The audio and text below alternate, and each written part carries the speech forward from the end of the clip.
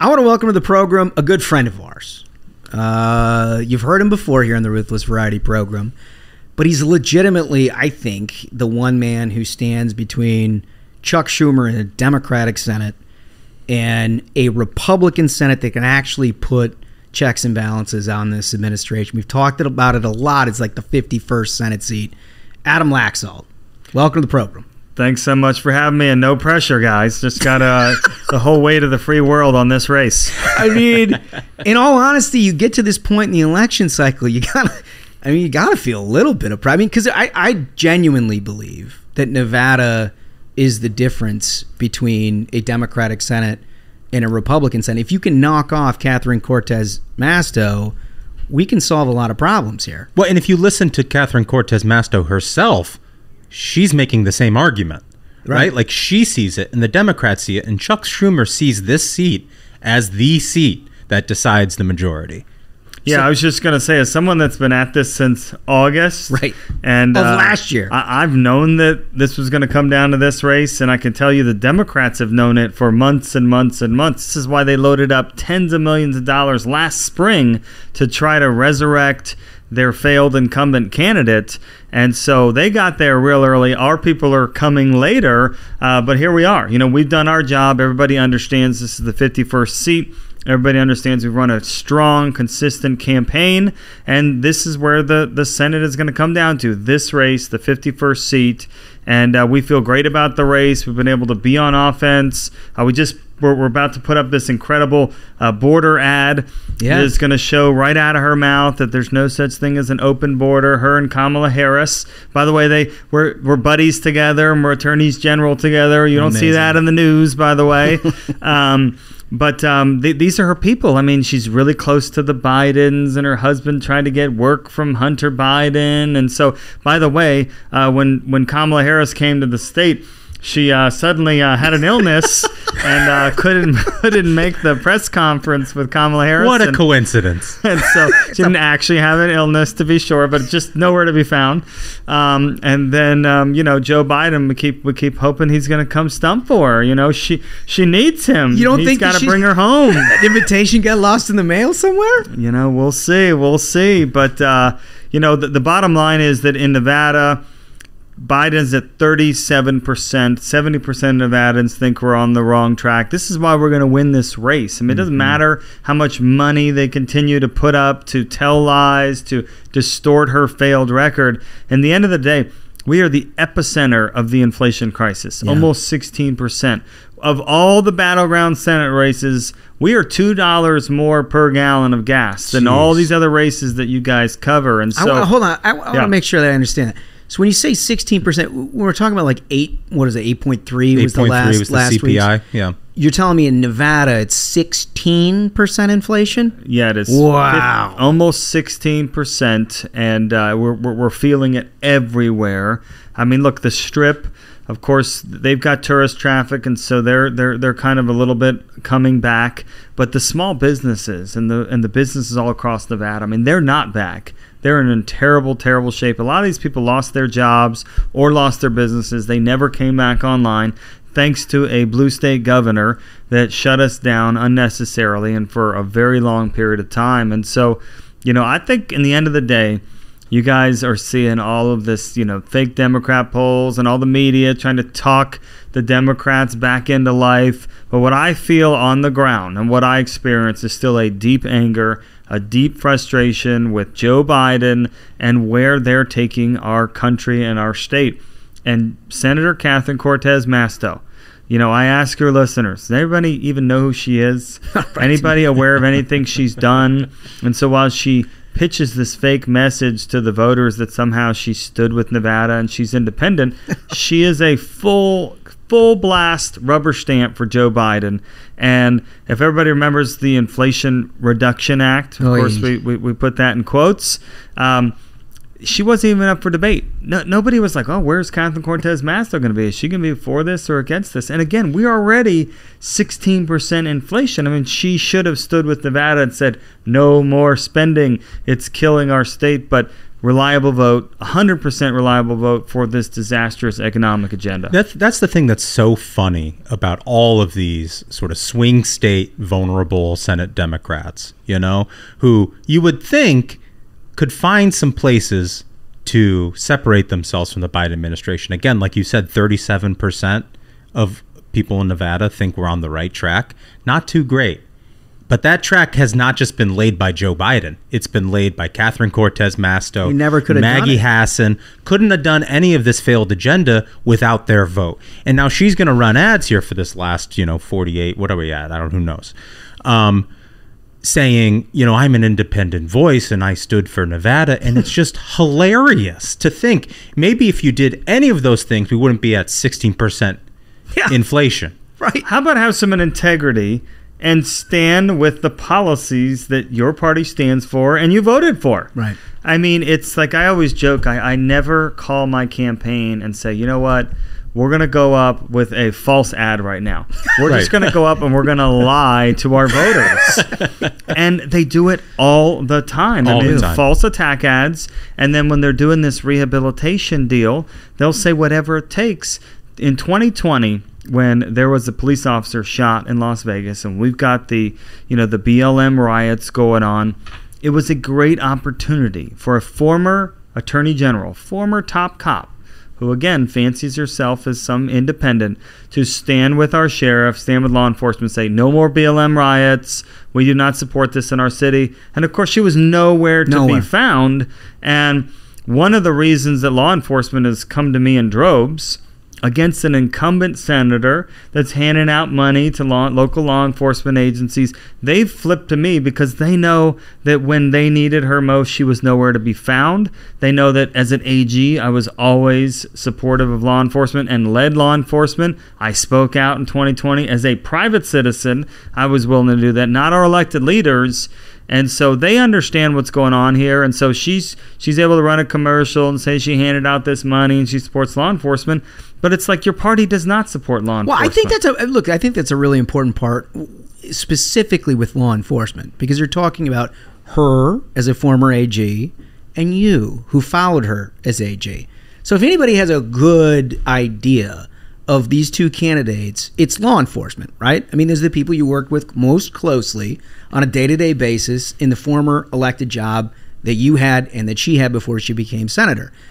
And they endorsed you like before the primary was over, right? I mean, these people were on your side before you were even the nominee. And that's a risk. Like, for a lot of these organizations, you don't want to upset the apple cart. She's a sitting United States senator. She's a former attorney general. So things have to be pretty bad for you to flip on an incumbent senator in your state and say, I'm going to endorse the opponent. Yeah. Tens of thousands of badges, including Las Vegas Metro Police Department, by far our largest law enforcement agency. And, this is where she's served in Las Vegas. I mean, this is her, her home base. And you bring up a good point. It's not only just that she didn't stand with them when they needed her. When I took over the Attorney General's office, the Attorney General's office wasn't even known for leading law enforcement. She never even put the hat on of being the top cop. And so for me, I said, we are going to bring this back. I'm going to be the top cop, which, some AGs care about that, some don't.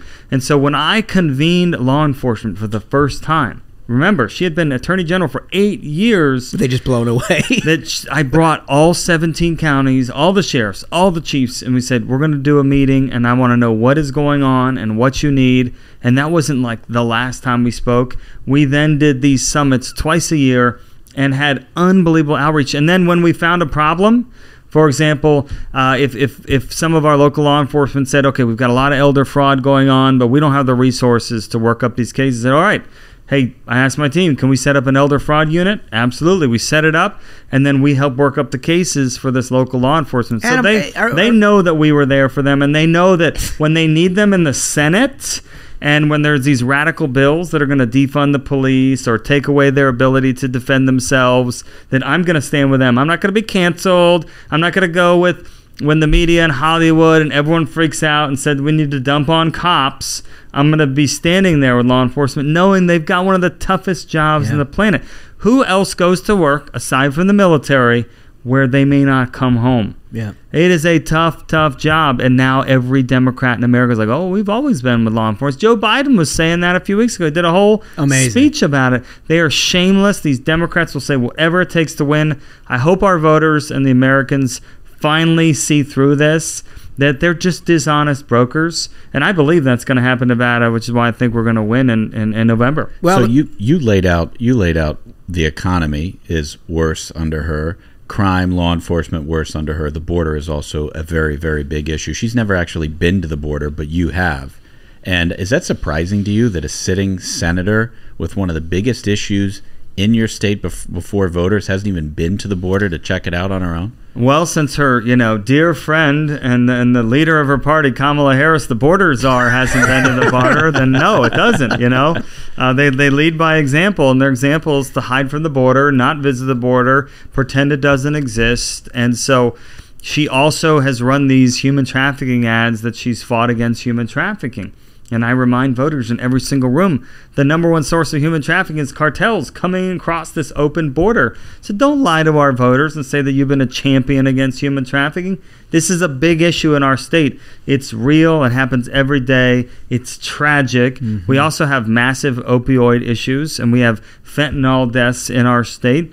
It's another issue. If you had a secure border, that would dramatically reduce. Nowhere to be found. And so for me to get there first, private citizen Laxalt getting to the border first, not either one of our Democrat senior senators, none of the congressional people from Las Vegas, because they don't want the voters to focus on this issue. But let me tell you, voters are fired up about this issue. Yeah, they are. They know it, and it's not just Republicans, it's independents, moderate Democrats, certainly the Hispanic community. They're not on board with this open border madness. Another really important topic I wanted us to talk about is the Hispanic vote. Particularly on issues like immigration and crime and in the economy. If you listen to the Democrats nationally, they care more about being called Latinx and being pandered to. And they take the vote for granted. Right. Right? it's always supposed to be a part of their coalition, just simply assuming that. Right? But now you sort of, I feel like the national media is sort of woken up to this phenomenon of these Hispanic voters migrating towards the Republican Party. I'm sure we're seeing that in Nevada. I've seen a couple of the stories on it. The numbers seem huge. Well, the Wall Street Journal spent a few weeks on the ground, and they wrote this huge story based in Las Vegas about interviewing all these voters that have converted. And they're fed up with the Democrats. They're fed up with the lies. The bottom line is that the Democrat Party today represents the coastal left.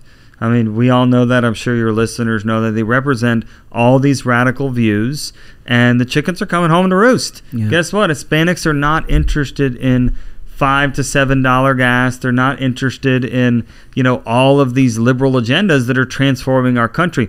Just shutdowns alone, which Senator Masto never spoke out against the shutdown. Well, in fact, she shut her office down during the shutdown. That's a great point. I made the point that, it was discovered, I'm losing track of time here, let's say 4 months ago, she still had closed offices. Yeah.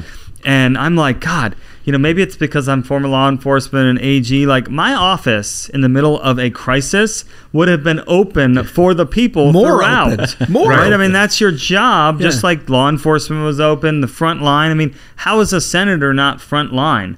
But she kept her office closed the whole time, and I'm sure, people just maybe weren't willing to work, and they loved working from home, and it's a good deal, but not a good deal that's the thing. for Nevada. So, the coastal elite liberals who could live on Zoom, that was fine for them.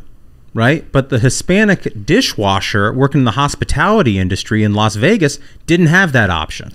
Well, it's worse than that. They lost their job. Right. Massive amounts of jobs were lost, and some lost for good. Right. Small businesses were lost at all-time highs. They just couldn't make it. And so for her to not stand up for these people when they needed her, I think they're finally onto it. Yeah. That they stand with their base and the left. They don't stand with the working class. And we're a very working class state.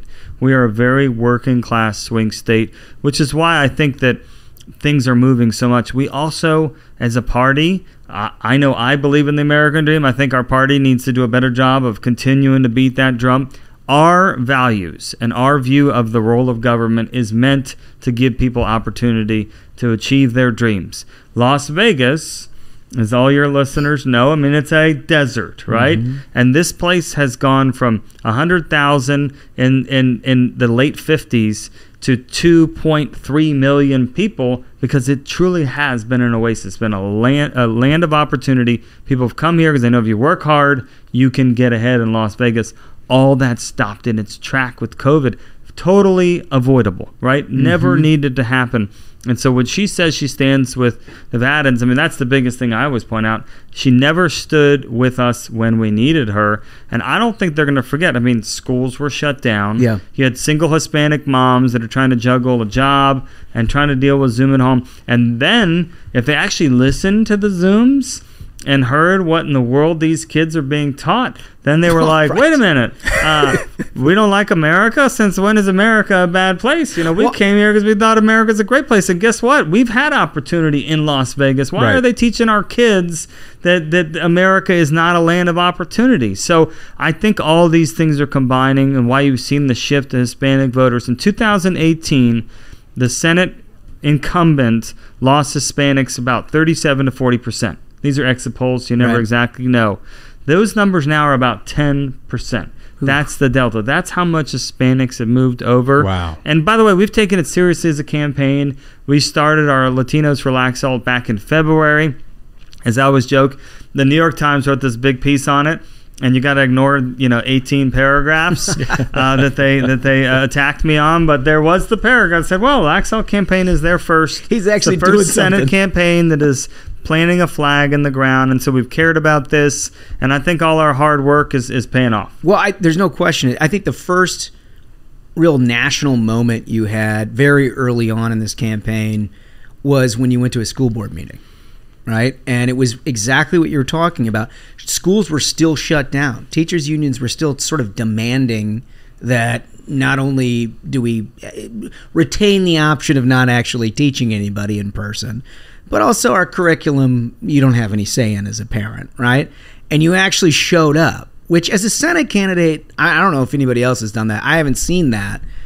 But you're a dad too, right? And so, I mean, this was like, it becomes an issue within your community that whether you were running for office or not, you kind of have to be a part of that discussion. And I felt like at that moment, you just tapped into something within the community, within the Hispanic community, and then the larger population of Nevada that like, no, this is a guy who's going to fight for you whether he's on the ballot or not. Yeah, look, I showed up to the school board meeting. We signed up, and I think I was like number 13. There was like, hundreds of people that actually showed up to speak out. And, unfortunately, these school boards are just sort of kind of denying what's the truth. Everybody remember how hard the media fought to say that there was no such thing as critical race theory with all of their, changing of language and denying reality. But these parents were rolling up with this unbelievable stuff that was definitely being taught in schools, stuff that is in libraries. And so parents are super fed up. And, people do want to feel good about their community. They want to feel good that their children are in good schools. And by the way, I mean, it's not like Las Vegas schools are 1 out of 50. Mm-hmm. We have really, really struggled. The schools are in big, big trouble. So, how about you work on the basics, right? And stick to the fundamentals and get some kids educated and get them a chance to actually have a job and be successful before you focus on all this nonsense. Like math is sort of important. Yeah, right. Well, math, they're even finding a way to somehow wokeify math. I mean, it's just insane. But it's all part of the mix. And I guess I'd leave your viewers and listeners with that don't believe the hype. I mean, I think our people are they're just waiting. Yeah. And they're not going to participate in polls. They're not going to be counted right now. They're going to be counted on November 7th. Yeah. That's when they're going to say, we are done with this. We're fed up with this. I really do believe we're going to have a red wave in Nevada and win this race. I think Republicans are going to have a big, huge red wave across the country. And if we do, then that gives us a chance to force Joe Biden to come to the table. What's he going to do? Just absolutely suck for 2 more years? Well, he's definitely going to suck. The question is whether it has an impact on the average family like it does now. It's true. But I mean, I think we got a chance where he says, okay, this was the worst midterm election ever. I'm sitting at 37. He's going to ask his team, what the hell can I do to revive my administration? They're going to say, border. Yeah. How about you go fix the border? Because we should be demanding as a party. Number one, we need border. We just need a secure border. And by the way, it just takes remain in Mexico policy, and you're almost back to 90%. Right. And then, maybe we get a chance for him to reverse on the Green New Deal and this attack on fossil fuels in our energy market. Because, your viewers are aware of, I guess a few weeks ago, they were talking about how California was doing all the regulation on energy. That's happening in my state, too. It's just not making news. People are getting a text message that says, by the way, we're a monopoly, I should add. So you don't have any other choice. You got one energy provider. You need to set your thermostat to 78 degrees. You need to unplug your large appliances from like 4 to 8 p.m. And if you are one of the 1%ers in Nevada that have an electric vehicle, you should not be charging your car either. Oh my gosh. Nevadans are not going to sign up for the government, the quasi-government, agency here to tell them you need to set your thermostat at 78 degrees. And I was reading the response to California. You got these hardcore liberals that are like, this is our part. Let's do our part. Set your thermostat to 80 degrees. It's like, hey, government forced this. This is not this is not some accident. This is not like a natural disaster. This is policy. Nobody needs to set their thermostat at 78 degrees. Let's be clear. This was the advancement of Western civilization so that in Las Vegas in the desert, we can have our thermometer at 70 degrees. Nobody would live in Las Vegas if you didn't have air conditioning, by the way.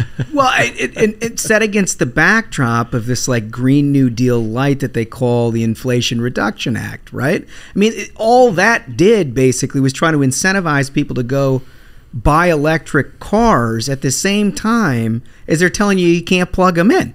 I mean, it just blows my mind, the disconnect. And then, you got ads out by Catherine Cortez Masto standing there talking about how you can't get this new car, but I've passed something, now you can get a brand new car. I mean, people are worried about groceries, for crying out loud. Yeah, and to your point, gas prices in Nevada are higher than they are basically everywhere else in the country, and this is a state where people are driving to work. People are living on credit cards now. I mean, credit cards surging. Absolutely. I mean, and for the Secretary Buttigieg to be like, go buy an electric vehicle. I mean, we all know they're out of touch, but in my state, they're particularly out of touch. Yeah. I mean, there are almost no electric vehicles in Nevada. I mean, it's a few percentage. I mean, we're talking hundreds of thousands of vehicles that would need to be converted over. And by the way, we're a Western state. And so, for your East Coast viewers, you can drive from D.C. to all the way up the eastern seaboard in some of the distance of our counties. 500 miles between Las Vegas and Reno. Yeah. Wow. Anybody want to drive an electric vehicle 500 miles? You better be towing a generator. Yeah, right. And so, and by the way, we've got mountains, we ski, we hike, we've got gear, we've got dogs, we've got children. Some of us actually need an SUV. I couldn't even comprehend. When I see someone getting into one of these little 2-seater electric vehicles, I'm like, I mean, that is not something that would work in our household. My 4 children, my lab, all the gear that you're packing up for a 2-hour trip out of the house, So, I mean, it's just they're so out of touch that, we are not all the same in the country. How hard is that for these Democrats to understand? You think that people should live in electric vehicles and should do public transit. Hey, maybe that's going to be great for New York City or metropolitan area, and people can sign up for that. If that's the life they want, great. I can assure you, Westerners, you can walk into any parking lot in Nevada, any one, and you're going to see truck, SUV truck. You're not seeing these dinky little electric vehicles, okay? With a gun rack, too. That's right, exactly. Where am I supposed to put my skis? Exactly. So one of the things I've appreciated most about the campaign that you've run is you don't take the bait, right? You've been able to focus directly on what it is that Democrats, and in this case, Catherine Cortez Masto, has been up to for the last 6 years. In doing that, it's put her in a position where they're exclusively reliant on just running negative ads against you. They've been doing it at a regular cadence, millions of dollars a week since last March. Now, like a year and a half ago, you're a private citizen enjoying your life with your family and everything else. Is it tough to sort of like know that all your friends and neighbors are subjected all day, every day to like, this guy's the worst guy you're ever going to meet in your life, and like lies and distortions about you? Yeah, I mean, this is the part that is just such BS It's about tough, politics now, you know? And look, politics never been easy. But we are in this sort of escalating phase where there's like no limits whatsoever. I have a wife. I have 4 small children. I have kids that are in school. Yeah.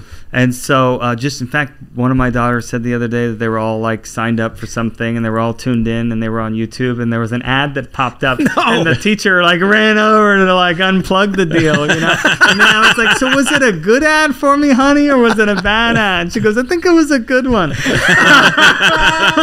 So, That's awesome. So like you can't go anywhere in the state without this, and you know, why not run on issues? Why not run on who's going to be a better leader? All she was down in the spring 7 points, whatever it is. She's sitting at 42%, and the Nationals said, you're going to lose this race. She said, what do I need to do? You need to hand over your campaign to us, and we're going to launch a mercenary campaign. Yeah. And we haven't had a Senate campaign like this in a real long time, where it's just such lies, such attack ads. You know, one of the ads they ran all summer long was that I was responsible for gas prices. That's amazing. It is And they're literally like, incredible. private citizen Laxalt, he's responsible for your $7 gas. But then they're like, there's an ad that just came out this week that said that, you know, she voted to cap insulin and that, you know, I am invested in big pharma. And then they zoom in on like 6 stocks in my IRA. And they're like, he is in the pockets of big pharma. What's good for them is good for Laxalt. He's corrupt. And you're like, that is just disgusting. False. Even the Washington Post is labeling these ads false. Well, you sued pharma. That's the funniest part, right? It's like even just a like just below the surface, you realize that as an attorney general, you actually sued the people she's talking about. Well, right? it's not just that we sued Purdue Pharma, which we did, which was a big deal.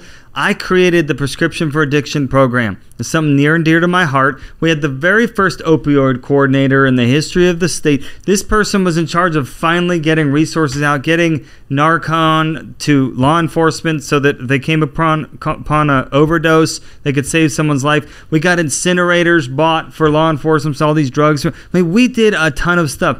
You think the media is fact-checking any of this? Are they writing any of these stories like they're nowhere to be found? They got the blue jersey on. They're running up and down the field with the Catherine Cortez Masto flag. I mean, we are in a seriously bad shape with the media right now. But I will say, having been in this line of work a little bit of time, it's generally not a good thing when you're an incumbent candidate and you start attacking a man's family in August.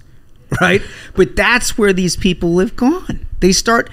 I couldn't believe my eyes that we are not even to Labor Day yet. And these people start attacking your family. Yeah. And in that, I think, look, attacking my mother. I mean, my mother raised me as a single mom, and she didn't have a college degree, and so, you know, she went into politics and you know, worked with government, and so, like, they're going to put her on an ad? I mean, she's got MS. She doesn't work anymore. She's at home. She's cheering for her son. And, like, disgusting. She's on an attack ad? It's like, how gross is that? And I really hope people hold her accountable for it. I don't even know if that ad is still running, but I know people were pretty pissed off. Like, you're really going to go that low? You're going to go after someone's family? But they don't have anything real. She has no record to run on. Well, I was just going to say, it's indicative of where they've sort of run dry, right? I mean, if you blame you for gas prices as a private citizen, you know, and you move through a litany of like left-wing talking points about what you should think about Republicans, and like none of that stuff works, and then you attack the guy's family before Labor Day, and then all of a sudden the second week in October, we saw polls come out last week showing you leading the thing after being outspent like 7-1 over the previous 90 days. I like your chances, Adam. I feel like you got this thing headed in the right direction. Yeah, look, what I feel on the ground, you know, we have to fly from Vegas to Reno all the time, for example, and it's like I can't get on a plane now without, like, people walking down the aisle and doing all the quiet, we're with you, you know? Like, we're living in cancel culture time, and nobody wants to really get in trouble, but everywhere I go, grocery store, I live in my community. We're in our schools, we're in sports and all that, and people always walk up with you. And I think this rallies our side. I agree. I think that people think that it's total BS, and after all this months of negative stuff, I'm assuming people are starting to tune it out now, because enough is enough, and the timing for us is perfect. Now, I wish I could say it was on purpose. I mean, of course, if we had more money, we would have been up this summer, but the fact that we have been up Labor Day forward, and there's a lot of outside groups that are finally tying her to her 100% record supporting Joe Biden's economic plans to destroy our country. I mean, I'd rather be us than her. Let's put it that way. People are paying attention now, and they're actually seeing the ads about what's really going on in their lives that she is responsible for. And if you'd like to help fund those ads, you can go to adamlaxalt.com. Well, that's the thing. So we'll leave it here, right? I think what Smug always says on the show is the red wave isn't something that's happening. It's something we're doing. And what we've tried to make a point of on this program is that we all need to get involved. And I assume you're welcoming anyone and everyone who wants to help. No, we don't want any support. So AdamLaxalt.com, you go there, you help out. I'm sure your people will give, whether you want to volunteer or do whatever you want to do, that's the place to go. Absolutely. Let me just say this. We have the enthusiasm. Anytime we hold an event, we have great crowds. We have awesome surrogates that are willing to stump with us.